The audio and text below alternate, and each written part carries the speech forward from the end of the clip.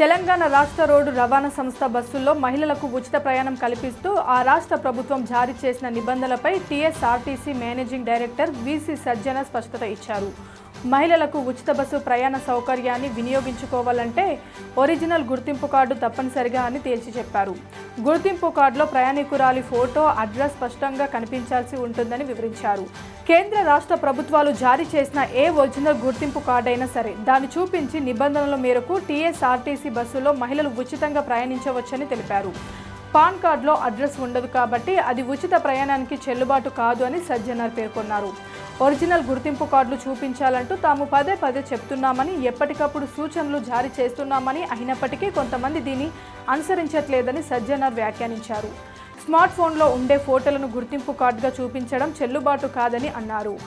ప్రయాణ సమయంలో తమ గుర్తింపు కార్డు ఫోటో కాపీలు, కలర్ జిరాక్స్ను చూపిస్తున్నట్లు తమ దృష్టికి వచ్చిందని, అవి చెల్లవని ఆయన తేల్చి చెప్పారు.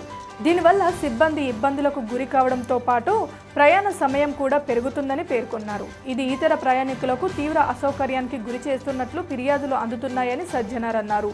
మహిళ ప్రయాణికులందరూ ఒరిజినల్ గుర్తింపు కార్డు చూపించి జీరో టికెట్ను తీసుకోవాలని ఆయన విజ్ఞప్తి చేశారు.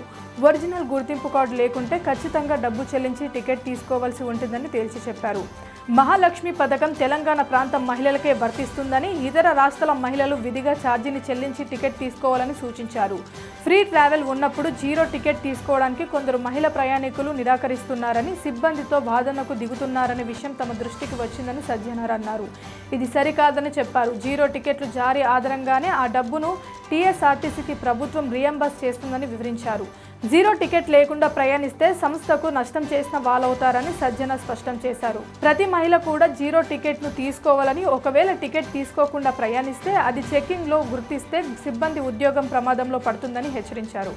అలాగే సదరు ప్రయాణికురాలికి 500 రూపాయలు జరిమానా విధించే అవకాశం ఉంటుందని అన్నారు. Please subscribe Pragna media. Please like, share, subscribe to Pragna Media. Pragna Media, please do like, share and subscribe. Please subscribe to Pragna Media. Please like, share and comment if you like the video. Pragna Media.